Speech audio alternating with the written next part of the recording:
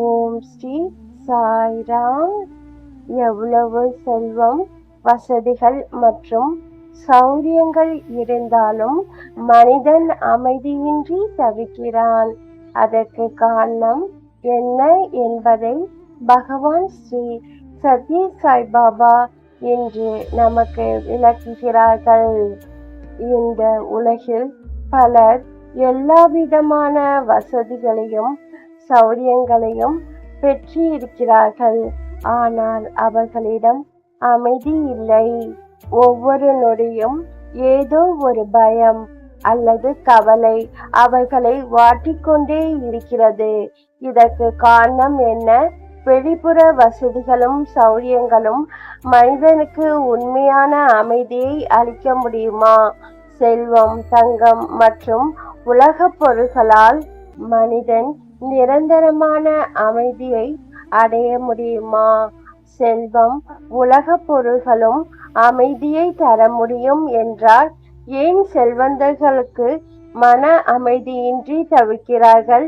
எல்லா வசதிகள் இருந்த போதிலும் இன்றைய மனிதன் அமைதியை அனுபவிக்க முடியாமல் இருப்பதற்கு காரணம் அவனது மனம் தீய எண்ணங்களால் நிறைந்து இருப்பதே ஆகும். ஒரு பாம்பு வீட்டுக்குள் வந்துவிட்டால் அந்த வீட்டில் இருப்பவர் பயத்தால் நடுங்குவர். அதுபோலதான் ஆசை மற்றும் வெறுப்பு என்ற விஷமுள்ள பாம்புகள் மனிதனின் இதயத்துக்குள் புகுந்திருக்கும் போது அவனால் எப்படி அமைதியை அடைய முடியும்?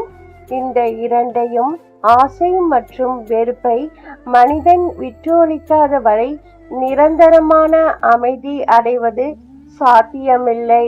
பலரிடம் அதிகாரம், பதவி, செல்வம் ஆகியவை இருக்கின்றன. ஆனால் இவை அனைத்தும் இருந்தும் அவர்கள் உண்மையான அமைதியை அனுபவிக்க முடியவில்லை. காரணம், தங்களுடைய தீய குணங்களை கட்டுப்படுத்தும் மன வலிமையும் திறனும் அவர்களிடம் இல்லை. எனவே முதலில் மனிதன் தன் இதயத்தில் தீய குணங்களும் தீய எண்ணங்களும் நுழையாதபடி கவனமாக இருக்க வேண்டும். பகவான் ஸ்ரீ சத்ய சாய்பாபா அவர்களின் தெய்வீக உரை. ஜூலை மாதம் 26ஆம் தேதி 1996ஆம் ஆண்டு. புலன்களை கட்டுப்படுத்துவது உடல் உணர்வுடன் ஒட்டிக்கொண்டிருக்கும் தீய குணங்களில் இருந்து விடுபடுவதற்கான பொன்னான வழியாகும் என்று பகவான் ஸ்ரீ சத்ய சாய்பாபா அவர்கள் கூறினார்கள்.